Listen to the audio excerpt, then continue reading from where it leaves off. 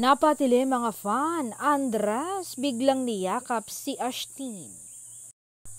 Halos magiba ang New Frontier Theater sa lakas ng tilian at padyakan na kinikilig ng fans na patok na Viva One Teen Series na ang mutya ng Section E sa Day 1 ng 2-day Section E, The Ultimate Funmate and Great Show.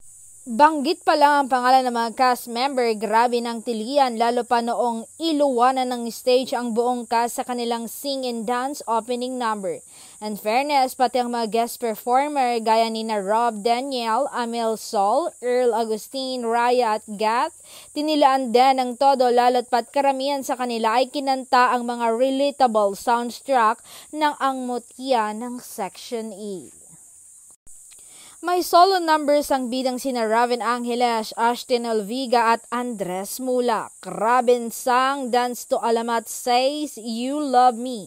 Sikat na talaga ang pampangkwengko aktor dahil hindi na magpapakabog ang fans niya o ng tandem nila ni Ashtyn na Ashbin sa pagtili kahit tila outnumbered sila ng Ashdres fans kasi marami talaga ang fans ng Ashtyn at si Andres. Todo po rin naman ang mga fans ni Ashtyn sa social media sa solo song number niyang Sa Bawat Sandali. Beauty na raw ay maganda pa ang boses. May nagsabi ring total performer siya dahil bukod sa sing and dance ay mahusay rin daw umarte. Pero syempre, pinakamalakas ang tilian sa Ikaw ang Miss Universe number ni Andres dahil present din sa stage si Ashtyn. Kilig na kilig ang mga fans nila habang nanggigirian sila sa stage pero ang lakas ng dambahan ng biglang yakapin na mahigpit ni Andres si Ashtyn after ng song. Ang moment din na yon ang paulit-ulit na pinopost ng fans na nakapanood sa Day 1. Parang na-carried away si Andres sa pagiging thankful sa success ng kanyang first big project at nai-release niya na ang thankfulness na yon sa katandim niyang si Ash.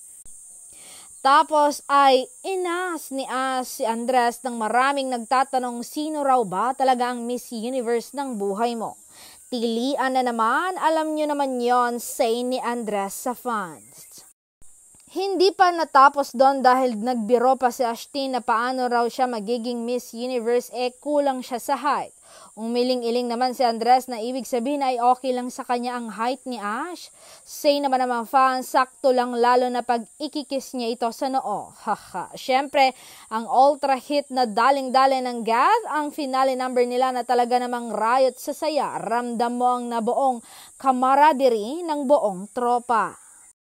For sure, pinaka-kinikilig ngayon ay si Boss Vic Del Rosario ng Viva dahil may napasikat naman siyang mga bagats for this generation of viewers na streaming services na ang pinapanooran.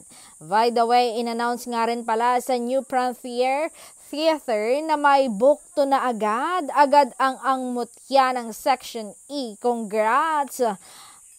AMNSE team and Viva One.